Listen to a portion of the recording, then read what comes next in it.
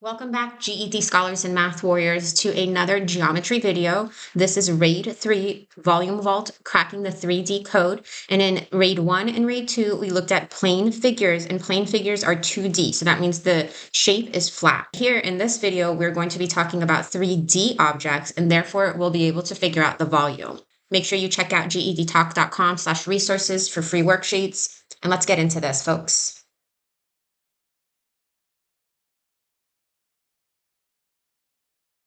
So on the screen, we have our 3D objects that you will see on the math exam. We have the cube, the cylinder, sphere, rectangle, pyramid, and cone. And it's really important for you to make sure that you know what these shapes are. So if you see an image of this shape on the exam, you know exactly where you need to look on your formula sheet to find the formula. Because like we learned in RAID 1 and RAID 2, you will receive this formula sheet from the GED folks when you go take the exam. And when you come down a little way from the top, you'll notice that it says surface area and volume of A. And we'll talk about surface area in the next video. But in this video for volume, you want to make sure you pay attention to the volume formulas that we see on the right-hand side where it says V equals, and then it gives you that formula. And since talking about it isn't going to do anybody justice, let's go ahead and take a look at the formulas to make sure that you understand what you need to input into the formula to get the answer.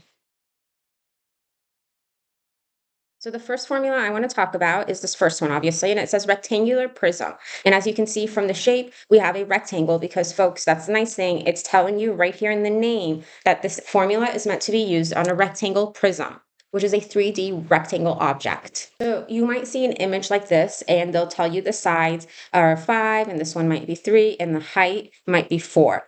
And when you look at the formula, we know that volume equals LWH. Well, what does the L stand for? That's going to be the length. The W is for the width, and H is for height, folks. And if you're like, well, when I look at this object, I really don't know if the 5 is the width or is that the length, is this 3 the width? Look at the formula, guys. It's length times width times height. So as long as you're multiplying with those numbers, it doesn't matter the order of these numbers. It doesn't matter if you do 5 times 4 times 3, or if you did 5 times 3 times 4, because they're just being multiplied across the line. So let's pull up our calculator and take a look. So if I have 5 times 4 times 3, I get 60. Well, if I have 3 times 4 times 5, I get 60 again. So just make sure you understand that with this first formula for the rectangular prism, volume equals length times width times height. And as long as you're just multiplying those numbers, folk, it doesn't matter the order of those numbers. It could be any order, just multiply right across the line. And that's the first one, which is the rectangular prism. So whenever you see a shape like this rectangle object, you know that this is the formula to use. So next up, we have the right prism. In right prism, we see volume equals capital B times H. And if you're like, wait, first can we figure out what is a right prism? And then we'll talk about the capital B? Absolutely, folks. So as you can see, when we ask Google, what is a right prism? It says a right prism is a 3-dimensional shape with 2 identical parallel bases connected by rectangular faces that are perpendicular to the bases, which is a lot to basically say that anything from a rectangle to a cube could be considered a right prism. So when we come back to the formula, we see, like I said, V equals capital B times H. And we know that the H stands for height. Well, what does the capital B stands for? This capital B is talking about the base of the 3D object, like the cube, like that rectangle. So this capital B is asking for the length times the width. So in reality, the formula for the right prism is volume equals length times width times height. And oh my goodness, folks, doesn't that look like the same exact formula we just looked at for a rectangular prism? It does, because the right prism, rectangular prism, folks, it's the formula is basically the same thing. That capital B is asking you to multiply the length times the width of the bottom base. Next up, folks, let's look at the formula for a cylinder. And the image that you see on your screen, this orange image, is going to be your cylinder. And notice, folks, that on cylinders, what do we see at this top? We see a circle.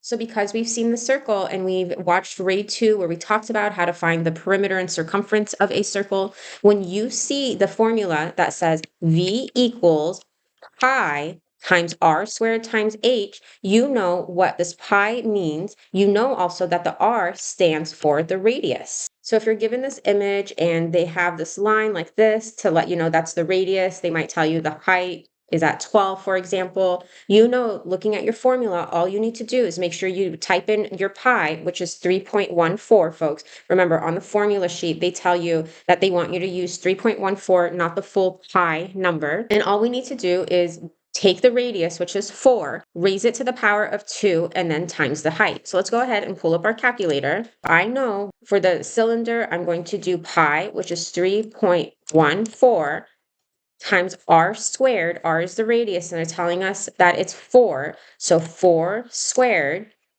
times the height, which is 12. And I'm going to hit enter, and we get 602.88. And so on the exam, folks, a lot of the questions will ask you to round that number. So when we see this number, we know that we need to round it to 603.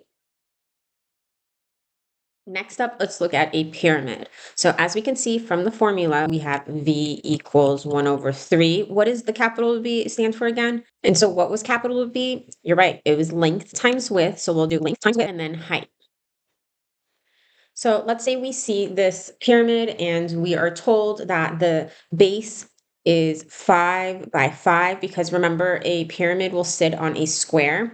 And then we know, we're told they'll draw one of those lines that we saw in the last video we have for grade 2, where they'll say, okay, from this apex or the vertex of the pyramid to the base, the height is going to be, let's say, 3.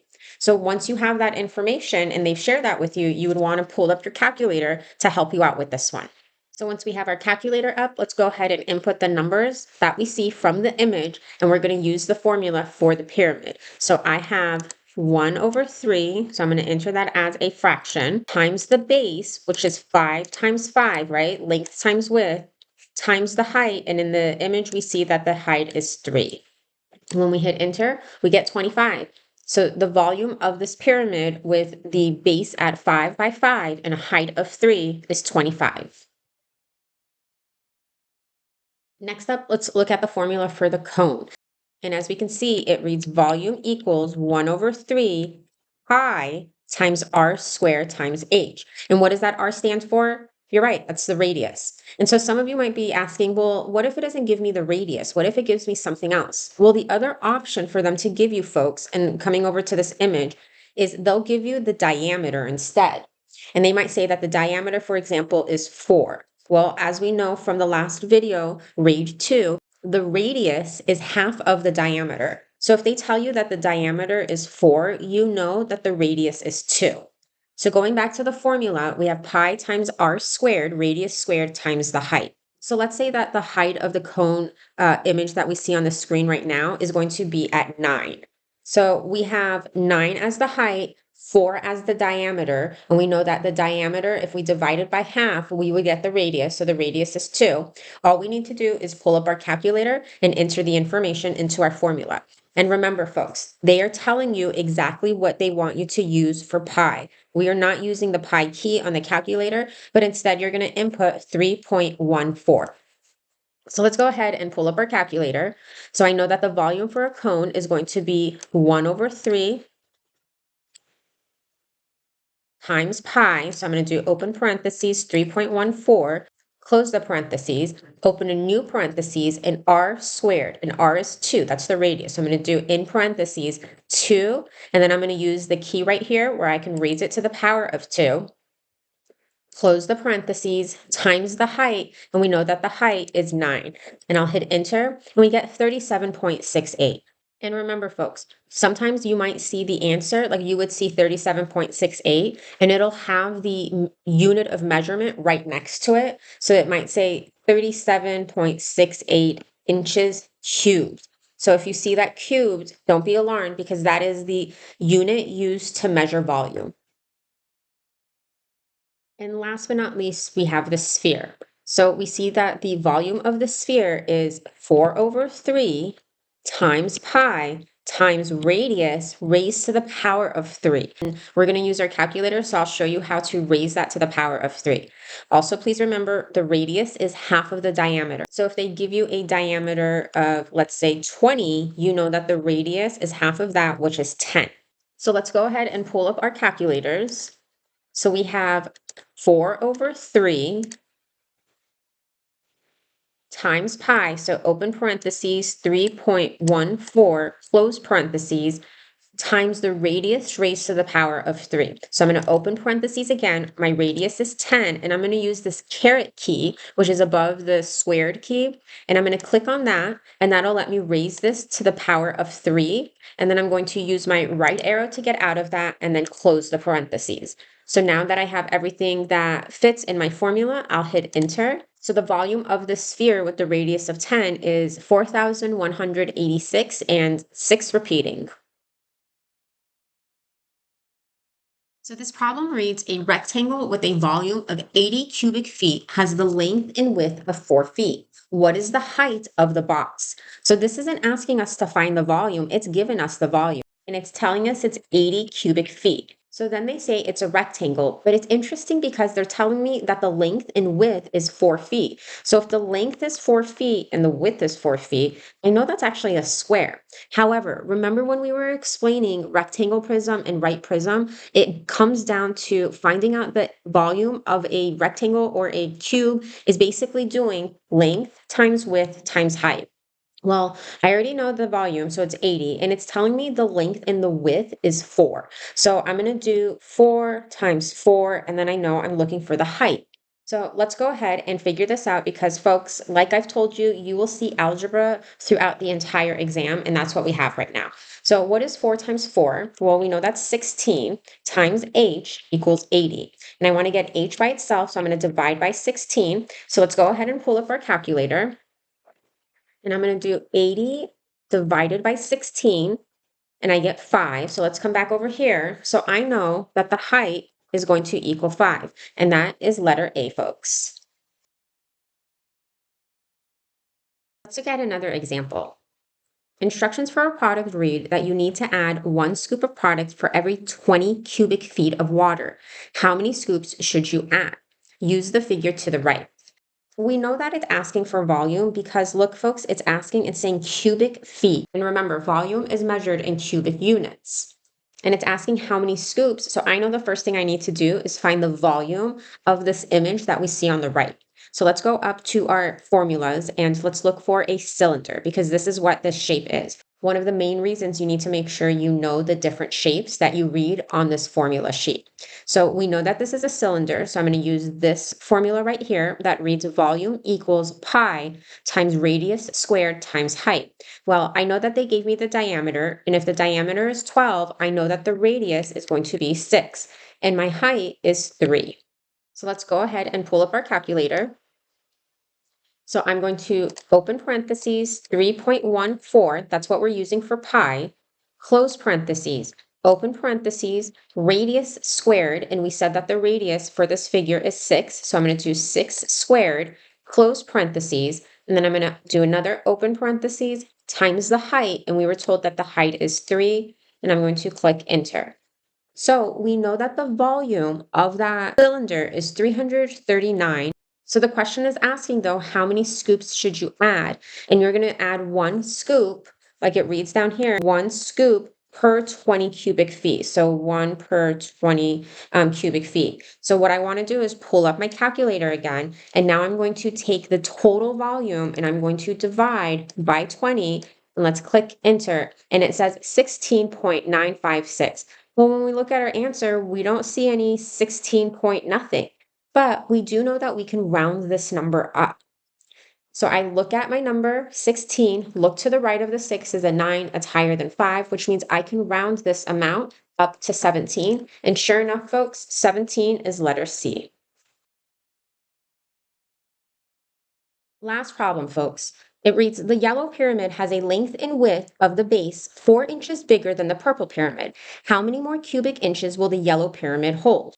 Well, folks, this question is asking me how many more cubic inches will yellow one hold, which tells me I need to find the volume of the purple pyramid and I need to find out the volume of the yellow pyramid. And then I'm going to need to subtract to figure out the answer of how much more cubic inches will this yellow pyramid hold. Well, when I come up to my formula, I know that for a pyramid, volume equals 1 over 3. And then what's the capital B represent? That's right. It's going to be length times width, and then we have height. Well, the problem is telling me that the yellow base is 4 inches bigger than the purple one. So if the purple one is 10 by 10, I know that the yellow pyramid is 14 by 14. So let's go ahead and pull up our calculator to make our lives easier. So I have 1 over 3 times the length, which is 10, times the width, which is 10, and the height is 15. So the purple pyramid has a volume of 500. And let's go ahead and write that down. Moving over to finding the volume of the yellow pyramid. Pull up our calculator. For the yellow pyramid, we're going to input our fraction. So 1 down arrow, 3 right arrow to get out of the fraction, times the length, which is 14, and the width, which is 14, and then the height of 15. So the purple pyramid has a volume of 980.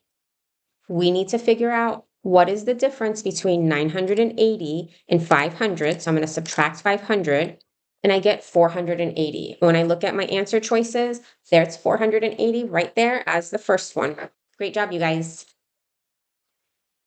For watching RAID 3 Volume Vault Cracking the 3D Code, where we looked at how to find volume of 3D objects like a rectangle, a pyramid, a sphere, and we used the biggest tool that we have for this, which is the formula sheet that you will receive when you take the exam.